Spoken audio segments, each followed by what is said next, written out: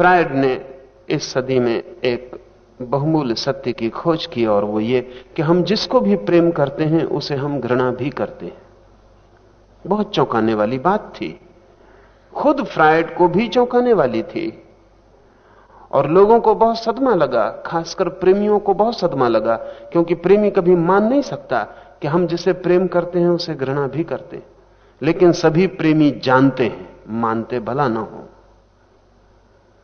इसलिए फ्रायड को इंकार बहुत किया गया, लेकिन इंकार किया नहीं जा सका, और धीरे धीरे सत्य को स्वीकार करना पड़ा।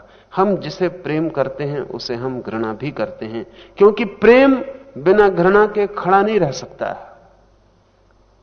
इसलिए अगर आपने किसी को प्रेम किया है, और अगर आप ईमानदार हों और विश्लेषण करें, तो आप पाएंगे सुबह घृणा की है, दोपहर प्रेम किया है, सांझ घृणा की है, रात प्रेम किया है। घृणा और प्रेम पीरियोडिकल बदलते रहे।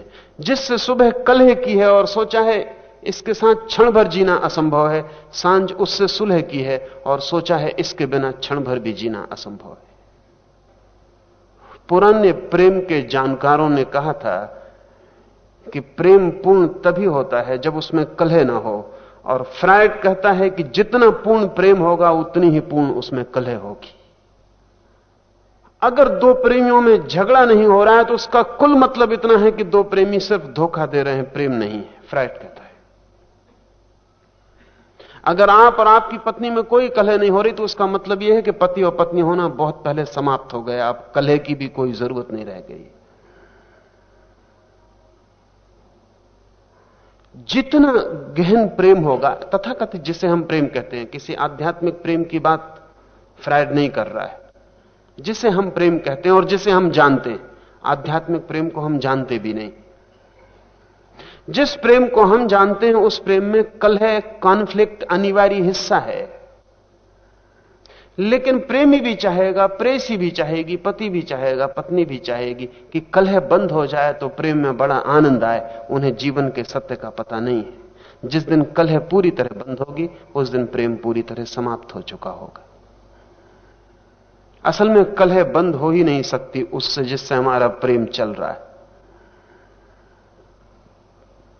कलह का मतलब ही यही है कि अपेक्षा है, बड़ी अपेक्षा है, और जितना बड़ा प्रेम है उतनी बड़ी अपेक्षा है, और जितनी बड़ी अपेक्षा है उतनी ही विफलता लगती है, उतना फ्रस्ट्रेशन होता है, हाथ में कुछ लगता नहीं, फिर कलह होती है।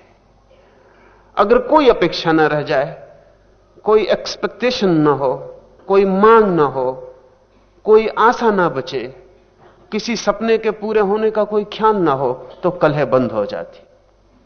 तब हम जीवन जैसा है उसे स्वीकार कर लेते। तब फ्रायड कहता है कि बड़े प्रेमी शांति से रह ही नहीं सकते।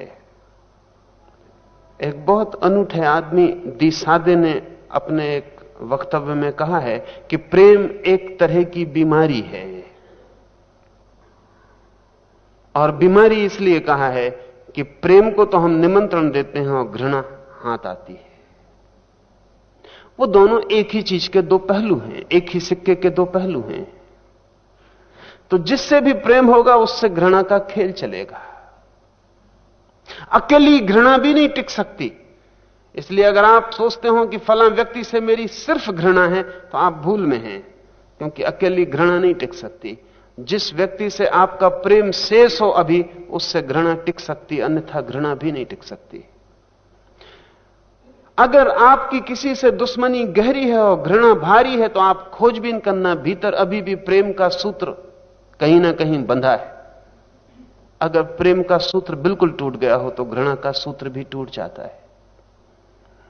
इसलिए मित्र और शत्रु दोनों से हम बंधे होते हैं।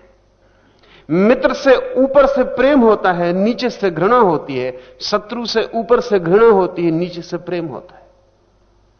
लेकिन बंधन दोनों से बराबर होते हैं। यह थोड़ा कठिन लग सकता है क्योंकि प्रेम के संबंध में हमारी बड़ी अपेक्षाएं होती हैं, लेकिन हम और जीवन के दूसरे पहलू से समझें।